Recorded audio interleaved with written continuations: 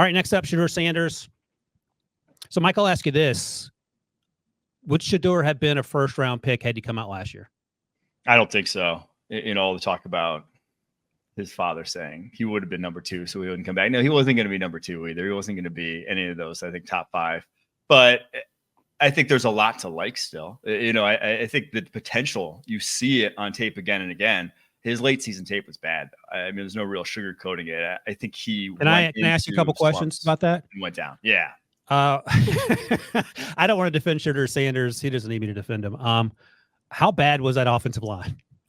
No, it's terrible, right? And that's hard to evaluate anyone behind that bad offensive line. We're going to say similar things at times about Riley Leonard and what he had to play behind at Duke. And just like, we don't have the supporting cast, it makes you a more difficult eval. And he, unlike a lot of other guys on this list, every single game he went in knowing, if I have a B to B- game, we lose, right? Like it was all on him to play an A+ game.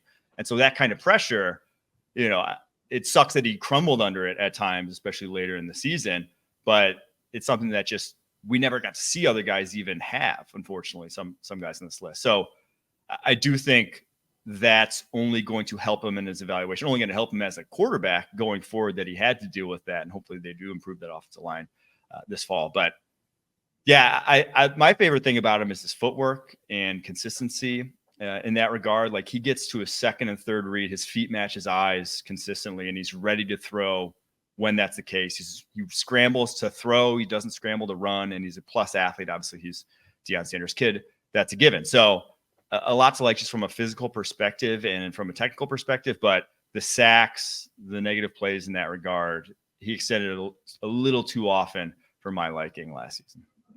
So, Rick, I'm looking through my notes from last year as we talked about week to week the Colorado team that started 3-0, and it's like it's a roller coaster, man. TCU's that game they won that no one thought they were going to win, to go 1-0. Nebraska and Colorado State, and as you keep reading through the notes, to basically echo what Mike's talking about, it got tougher and tougher because it felt like Shedeur felt like he had to do everything. His footwork suffered. His not nervousness in the pocket, but he was a little quicker to drop his eyes because he was getting blasted time and time again. But we talked about it in late September, probably early October, that he was probably QB3 at that point. How do you feel about Shedeur now? Yeah, and you guys can correct me if I'm wrong, but then they make a quarterback or offensive coordinator change. Yeah, Sean Lewis is gone. Season, and then Pat Shurmur took over. So that's pretty tough for a young quarterback too. Trying to adjust to a new philosophy or whatever they were trying to do. I agree with a lot of the same strengths and weaknesses. The one thing I love about this kid is that he has, like his dad, this kid has swag. I mean, nothing seems to faze him. And when he does make mistakes, it doesn't continue the next play or even the next game. He comes out and slinging. Like, some of the decision-making is questionable. I think sometimes he holds the ball too long in the pocket when he needs to get the ball out of his hands. But I think he got sacked. I looked up a stat 52 times last year, and that's a lot of hits to take. For some of it was on him, but most of it was on the poor offensive line play. But the one thing I loved about him, I thought he was tough as nails, and no matter how many times he got hit, he hung in there, and he was the only reason they had a chance to have a chance. But I'm anxious to see if Pat Shurmur is the offensive coordinator, getting a full spring, getting a full training camp before they go in, being on the same page with the quarterback. I'm sure Deion Sanders is going to be all over Pat Shurmur's rear end to make sure he can highlight this kid's strengths. But I think he has more upside even than we saw last year, and then he'll take another step forward. I'm looking back at my notes from the Oregon game. Remember, he went into TCU. He was coming from Jackson State, and all of a sudden he goes up to Power 5 and is lighting it up on fire. But teams, they're smart on the defensive side of the ball with the Power 5, so they started figuring some things out. And I don't know if Colorado adjusted to whatever the defenses were doing, especially during the second half of this year. And it's hard to adjust when you don't have anyone up front to protect. Yeah, I remember one of the things you were most impressed with Shedeur early on was his poise coming from FCS to big time Pac-12 at the time, FBS. And that first game sort of set the tone.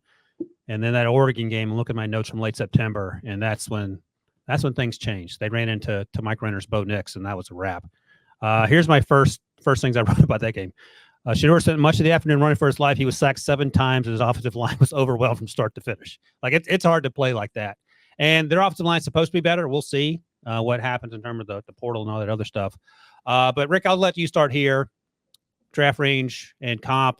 He feels like a first-round pick to me. You okay with that or no? Yeah, I didn't have him in the top 10. I had him probably in the mid to low first round, just based off of some of the flashes that you've seen and the anticipation that he's going to make another jump this year and not have to go through the adversity he had to go last year. And my comp to him, I went back old school a little bit because I think he's got a good arm. I think he has some ability to make plays off schedule. I think he's a good enough athlete to make some plays with his legs, although he doesn't utilize that all the time. I went with Donovan McNabb when Donovan came out of Syracuse. Is he that good an athlete?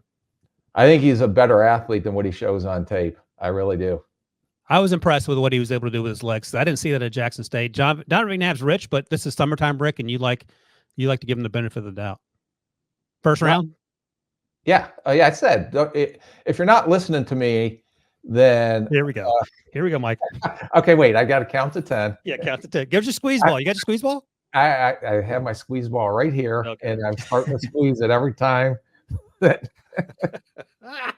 So I'm going to say between 15 and 25 right now. Rick, I'm curious. I don't know how often you guys do this now that you're retired. When you go to dinner parties, does your wife try to keep you under wraps, and then you always like late in the party you reveal who you are, like you start yelling at people and stuff?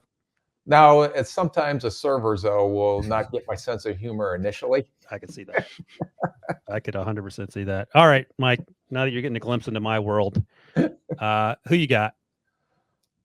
I went with Geno Smith as a comp. I like Shedeur Sanders. That's a good one. I think similar, like Geno Smith was a high-end athlete coming out of West Virginia, but just like you almost never see it on tape because he uses it to create for himself to get throwing lanes, to throw outside the pocket. He rarely uses it as a runner. That's how we see Shedeur and why I really am a big fan of his, but not so much that I would put him in the first round just yet. Now, knowing how hard he works, knowing obviously how dedicated he is to football, like the entire family is, like I think he gets there by the end of this next year. But just based off of last year's tape, I think I would have put him somewhere top to middle of the second round where I would have felt comfortable drafting him. Yeah, I had him as a bottom round 1 guy, and we talked about him being a round 1 guy last year in the fall before he didn't declare. So nothing changed other than his dad and his brother keep talking on social media. But I think Shedeur is who he is. I like the Geno Smith comp. I struggle with this comp more than any other. I said Jacoby Brissett. I think he's a better athlete than Jacoby, but I think Jacoby's a sneaky good athlete too. Certainly more of a pocket passer. Jacoby is, but I lean towards Geno. What are you laughing at, Rick? Lean towards Geno and Donovan McNabb. Don't lean towards Jacoby. I think Donovan. You know what? You want to do another dollar bet? The better comp?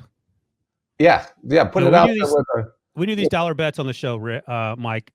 Year 1, Rick smoked me. Last year, and it's very controversial. I was not a part of it, so there was a underdog fashion. Yeah, there were a lot of side staff meetings with me not involved in these side bets.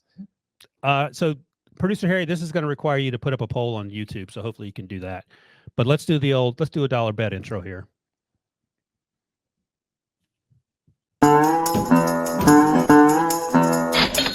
And Mike, you can be the first one to vote on this. Better comp for Shedeur Sanders, Donovan McNabb or Jacoby Brissett?